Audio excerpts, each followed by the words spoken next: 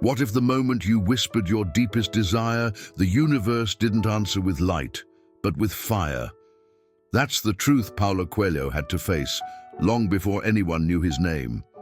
At 17, he made the mistake of saying it out loud. I want to be a writer. His parents didn't see a dream, they saw a disease.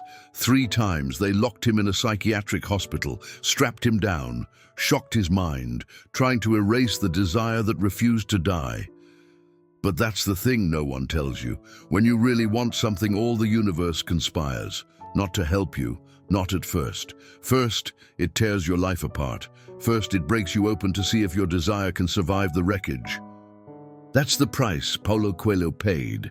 And if you've ever wanted something with your whole soul, the universe has already started asking you the same question. How much are you willing to lose to become who you were meant to be?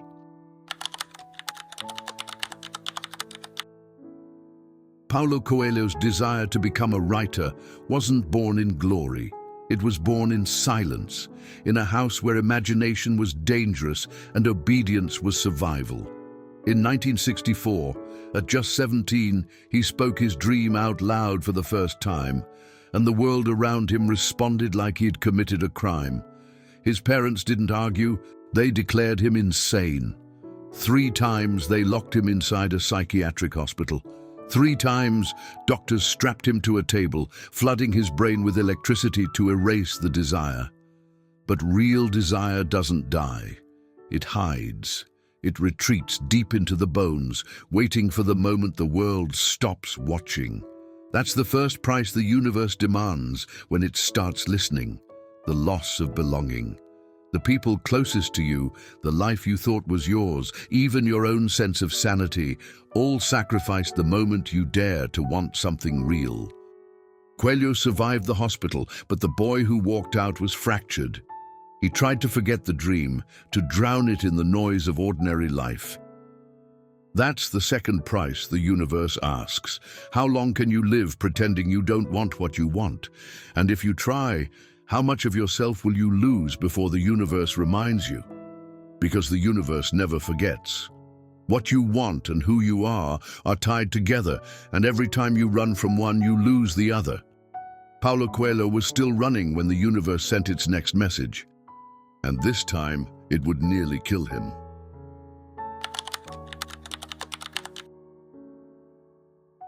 Paulo Coelho walked out of that psychiatric hospital carrying more than the weight of survival. He carried silence. The kind of silence that wraps itself around a dream after the world has told you, again and again, that wanting it makes you dangerous. So, like so many before him, he tried to want something else. He enrolled in law school, wore the mask of the obedient son, told himself he could build a life without the words. It lasted less than a year. The silence inside him was louder than every lecture, every conversation. The writing wasn't gone. It had only gone deeper. He dropped out, but instead of following the dream, he drifted into the edges of Brazil's emerging counterculture, a world of rebellion, music, drugs, and escape. He found success, co-writing lyrics for some of the country's biggest musicians. Money followed. So did the parties, the drugs, the endless carousel of distraction. From the outside, it looked like freedom. But freedom is just another prison when you're using it to outrun yourself. The universe didn't forget. It never does.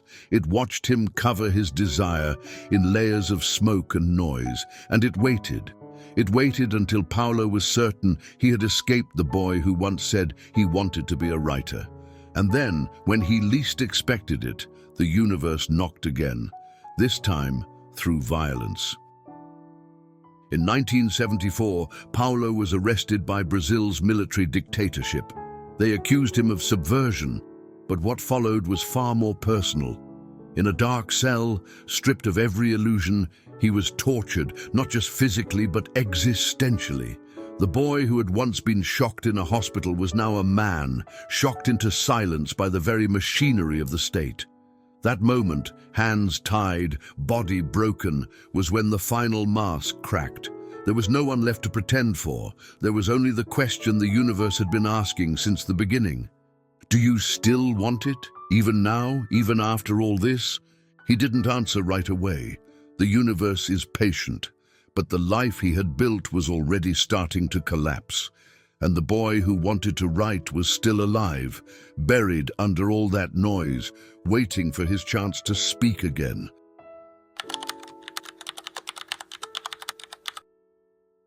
By the early 1980s, Paulo Coelho had everything he thought would fill the silence. Money, fame, connections, and the kind of reputation that made people respect you at a distance. But inside, the void was still there. The same void that had haunted him at 17, the same one that survived the hospitals, the drugs, and even the torture. Because the universe doesn't forget the deal you made the first time you dared to want something with your whole soul. Paulo had escaped the institutions, the dictatorship, and even himself. But there's one thing no one escapes: the silence that returns when the noise of the world fades. That silence found him again in 1986, when a man named Jay, a mysterious spiritual guide, appeared in his life. Jay saw through him, past the fame, past the distractions, straight into the old fracture where the desire to write was still alive. It was Jay who told Paulo he needed to walk, not in circles, not through another phase of escape, but across the ancient pilgrimage route known as the Road to Santiago. It wasn't about religion, it was about stripping away the final layers between him and his real self, the self the universe had been trying to reveal through every failure, every scar, every silence. Step after step, Paulo walked not just through Spain, but through the ruins of every false identity he had built to protect himself from his own desire. The songwriter, the rebel, the survivor, none of them belonged on that path. The road to Santiago wasn't a journey to discover something new.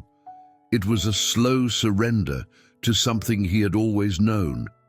He was a writer, not because it would make him happy, not because it would make him rich, but because the only way to survive was to finally become the man the universe had been carving out of him all along.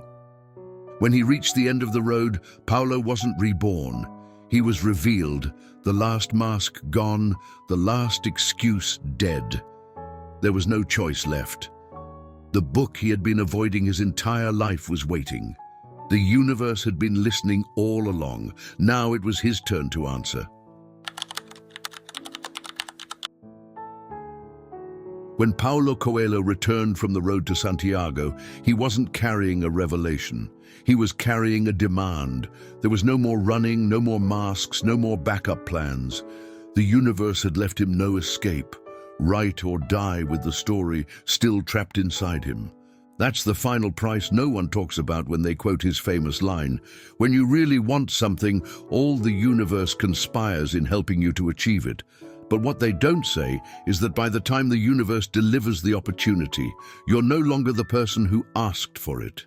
Every layer of fear, every lie you told yourself to survive, every version of you that tried to negotiate a safer path, all of them are dead. The only thing left is the core, the part of you willing to risk everything for the truth. In 1987, Paulo sat down and wrote The Alchemist. It wasn't a book born from ambition or strategy. It was a book written by a man who had been stripped of every illusion except one: the need to finally speak. He wrote it fast, not because the words were easy, but because the path to them had already been carved by every step, every failure, every scar. The Alchemist wasn't a debut. It was the result of decades of silence, fear, and surrender. At first, the universe tested him one last time. The book sold poorly. His publisher gave up on him. Most writers would have taken it as a sign to quit, but the man who walked out of Santiago wasn't most writers. He had already paid the price. There was nothing left to lose. Paulo Coelho didn't succeed because the universe handed him success. He succeeded because the universe had already taken everything except the truth he could no longer deny. The universe didn't just conspire to help him achieve his dream. It conspired to destroy every version of him that wasn't ready to hold it. That's the part no one tells you, the part he lived, and the part you'll live too if you ever dare to want something with your whole soul.